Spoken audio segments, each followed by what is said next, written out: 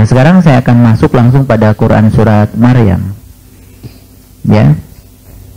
Sebelum saya membahas Maryam secara beraturan dari ayat 1, saya ingin semuanya melihat dulu bagian yang terakhir dari Quran surat Maryam, yaitu ayat yang ke-96. Jadi di situ dikatakan, innal ladzina amanu wa amilus solihah sayaj'alu lahumur rahman wudda.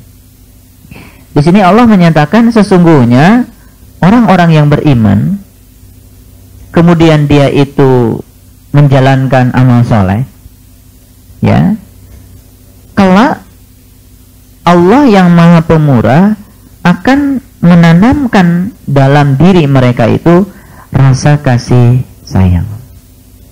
Inilah sebetulnya puncaknya ma'rifatullah, di mana kita menjadi orang-orang yang memiliki rasa empati kepada orang lain, bisa merasakan apa yang dirasakan oleh orang lain, lebih peka kepada perasaan orang lain. Itulah puncaknya ilmu.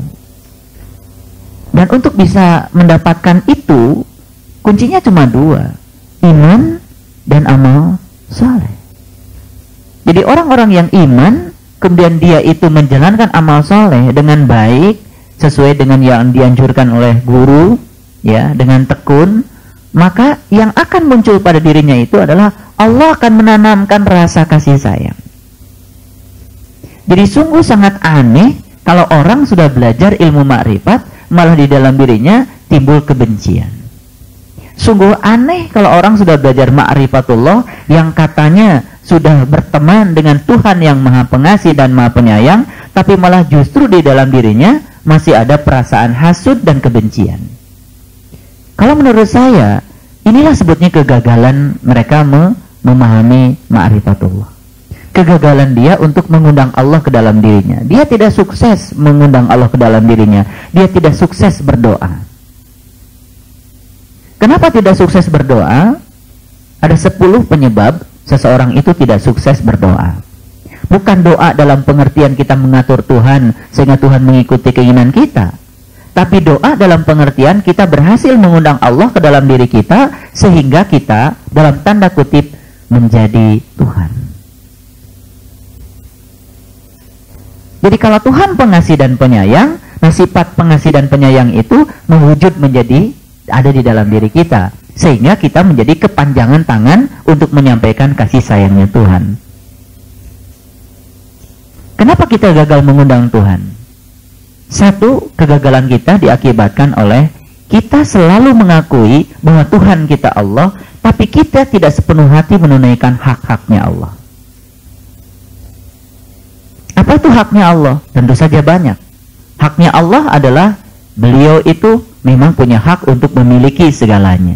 Tapi kita sering terjebak untuk memiliki. Sebenarnya secara tidak langsung kita sedang mencuri haknya Allah. Haknya Allah yang lain. Allah itu berhak untuk dipuji karena semua adalah karyanya Allah.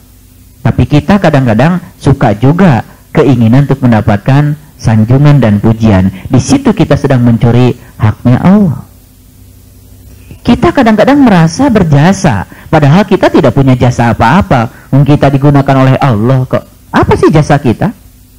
Hidup saja diberi oleh Allah, mata berkedip saja dikedipkan oleh Allah, tangan ini bergerak oleh Allah. Lalu apa jasa kita?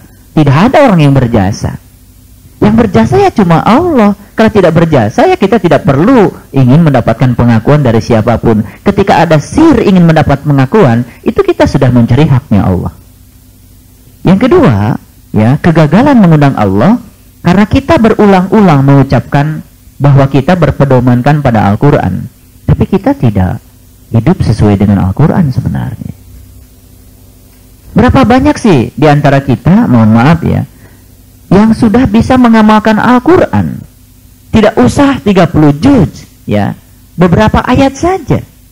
Bagaimana mengamalkan ayat yang berbunyi wa id qultum ya Musa la nu'mina laka hatta narallaha jahratan fa akhadathum sa'iqah wa antum tanzurun.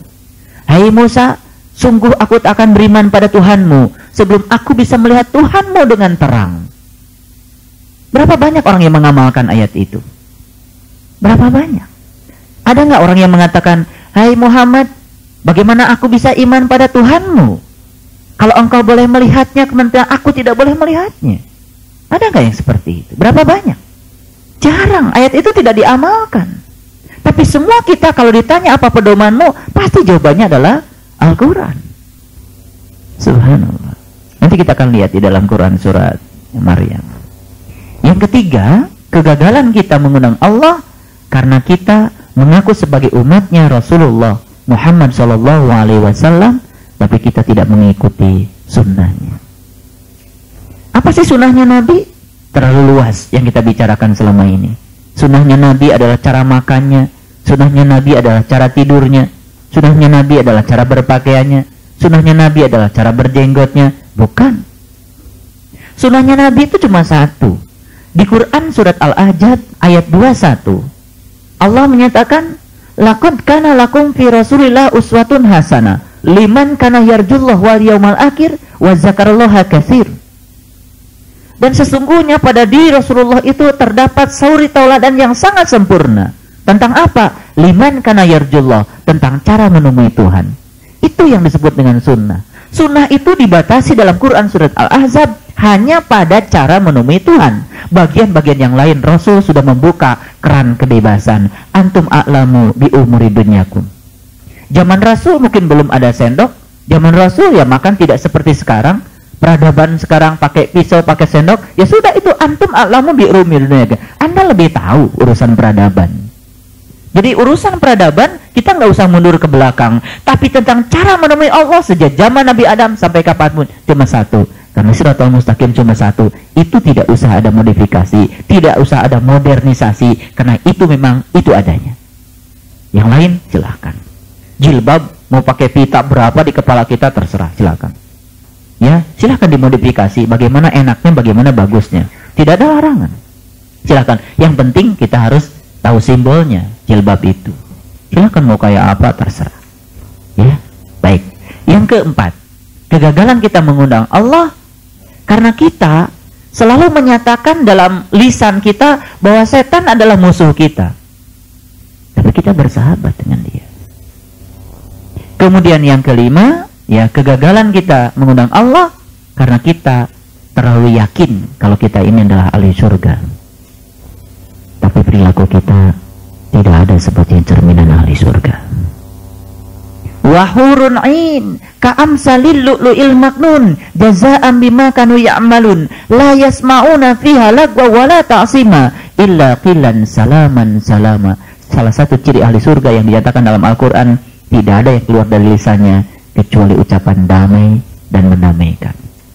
Jadi kalau ucapan kita itu membuat orang lain tidak senang, ucapan kita membuat orang lain sakit, ucapan kita membuat orang lain gelisah, ucapan kita membuat orang lain menjadi bingung, ucapan kita membuat orang lain menjadi tidak semangat, ucapan kita membuat orang lain menjadi putus asa dan lain sebagainya, sebetulnya ucapan kita itu masih ada racun itu.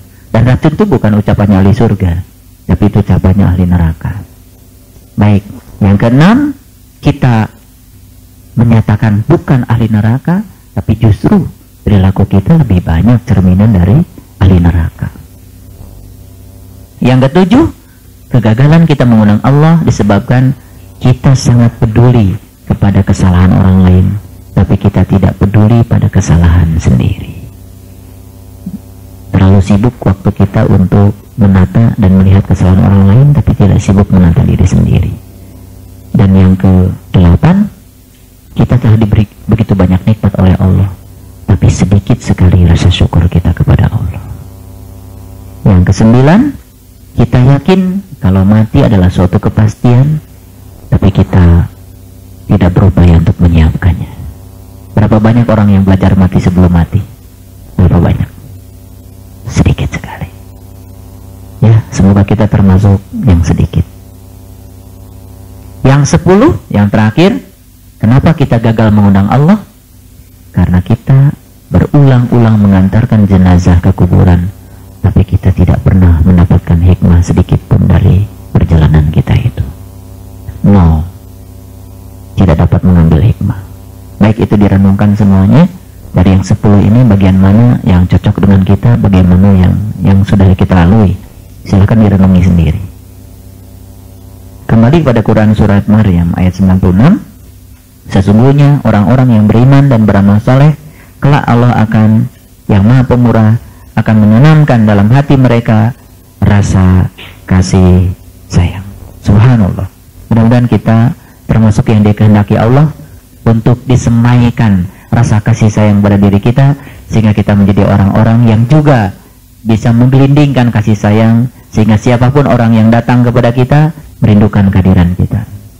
Kita yakin nanti suatu kepastian, tapi kita tidak mempelajarinya, tidak mempersiapkannya. Ya, insya Allah kita sudah tidak terjebak lagi oleh yang nomor 9, karena kita setiap hari mempelajarinya. Yang ke-10, berkali-kali kita mengantarkan jenazah ke kuburan, tapi kita tidak mengambil pelajaran darinya. Kalau yang 10 ini dipelajari dan kemudian kita mencoba untuk membalikannya, maka kita akan mudah sekali untuk mengundang dia ke dalam undangan kita, insya Allah. Ya, kalau Allah sudah hadir pada diri kita, maka indikator yang pertama yang akan muncul adalah rasa kasih sayang. Jadi sudah tidak ada lagi pikiran-pikiran ke orang kayak apa, sudah tidak lagi pikiran-pikiran, aduh kebencian macamnya, udah hilang dengan sendirinya deh, hilang dengan sendiri, insya Allah.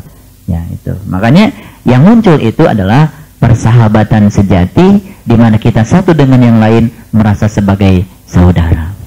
Para sahabat mengatakan, raditu billahi rabba wa bil islami dina wa bi muhammadin nabiyya wa rasula wa bil qur'ani imama wa hukma wa bil mu'minina ikhwana.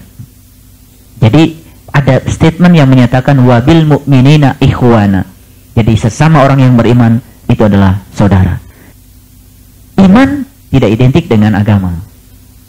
Biarkan mereka berbaju apa, biarkan mereka menggunakan identitas apa, tapi dia mengimani Tuhan yang satu, dan dia memakrifati Tuhan yang satu. Dialah saudara kita. Jadi harus dipahami, kita harus cerdas. Upacara mereka dengan kita tidak sama, gak usah diperdebatkan. Biarkan saja. Quran saja mengatakan boro-boro yang berbeda agama sejak zaman Nabi Adam sampai sekarang, walaupun judulnya Islam, tapi upacaranya bisa berbeda antara satu nabi dengan nabi yang lain. Betul? Itu upacara. Tapi intinya sama, mengimani Tuhan yang satu. Nah, yang paling penting adalah kita memakrifati Allah, bukan sekedar tahu Allah dari namanya saja. Nah, kalau tahu Allah dari namanya saja, percuma. Baik, kita mulai dengan ayat yang pertama. Silahkan dilihat Quran surat Maryam ayat yang pertama. A'udzubillahi minasyaitonirrajim. Bismillahirrahmanirrahim. Quran surat Maryam dibuka dengan Kaf Ha Ya Ain Shad. Bagaimana Kaf Ha Ya Ain Shad itu menjadi sebuah tindakan kita, menjadi pengalaman spiritual kita, menjadi rasa yang mewujud dalam diri kita. Karena kaf yang berupa huruf itu akhirnya harus tiada. Ha yang berupa tanda itu harus tiada.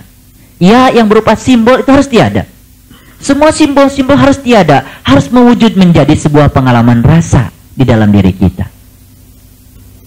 Ketika kita merasa cukup dengan Allah, ketika kita sudah mampu menyerahkan segala urusan kepada Allah, ketika kita cuma bergantung pada satu-satunya tempat bergantung kita adalah Allah, kalau itu sudah dijalankan dalam kehidupan kita, kaf lama-kelamaan akan mewujud menjadi sebuah aura, menjadi sebuah energi yang tanpa tersimbolkan lagi dengan kaf yang berupa huruf. Paham? Kalau kita sudah menyerahkan seluruh kehidupan kita untuk dibimbing oleh Allah, dan setiap peristiwa dan tindakan Allah untuk kita dipahami sebagai cara Allah mendidik kita, maka sebetulnya hak itu lama-kelamaan tidak lagi berupa huruf, maka dia akan mewujud menjadi sebuah energi. Dan kalau sudah energi, dia sudah punya kecepatan 50.000 tahun cahaya, sudah tidak lagi ada basa-basi, sudah berujung jadi rasa. Udah hilang kata-katanya. Yang ada itu cuma rasa damai, rasa senang, rasa bahagia. Yang rasa itu pun tidak cukup untuk disebutkan satu persatu sebagaimana saya menyebutnya tadi. Rasa apakah itu? Saya tidak tahu. Yang penting ada sebuah rasa, dan rasa itu tidak bisa lagi diceritakan.